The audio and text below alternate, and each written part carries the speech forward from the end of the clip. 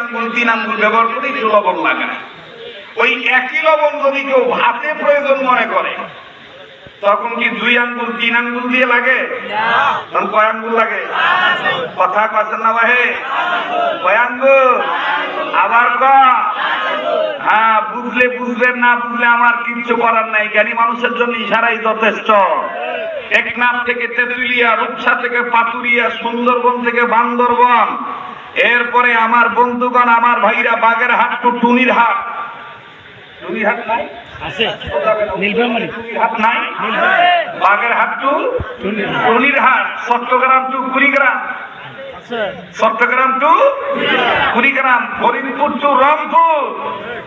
আমার ভাইরা, আমার বন্ধুগণ, যেখানেই বলেন, সকল জায়গায় যখন দেখতেছেন রাম বাম চতুর্দিক থেকে ধেয়ে আসতেছে, তখন কে জামাত ইসলাম, কে হেফাজত ইসলাম, কে দাড়ি থেকে ইয়া নবী বলে, কে সুতি থেকে ইয়া নবী বলে, কে আমি জোরে কসে, কে আমি নাচতে কসে, কে হাত তুলি মুনাজাত করেছে, কে হাত ছাড়ি দিয়ে মুনাজাত করেছে, কে বুকত হাত বাঁধে, কে নাভির কাছে হাত বাঁধে।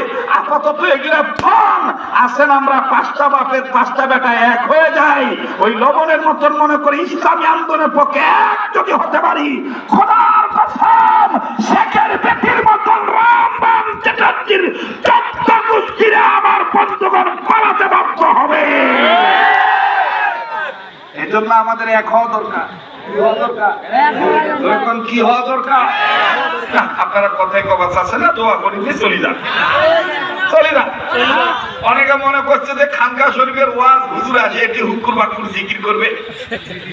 হ্যাঁ, ফাতেমার কেসা কবে, রাবিয়া বসির ইতিহাস টানিয়ে আনবে। এগুলা নয় ভাই, যে হবে খানকার বীর সে হবে রাজপথের বীর। নমুনা চরমনার বীর সাহেব, নমুনা আল্লামা মামুনুল হক, কথা বলেন ঠিক কিনা? নমুনা ছিল কোরআনের পাখি মরহুম আল্লামা দেলোয়ার হোসেন সাইদি রহমাতুল্লাহ আলাইহি।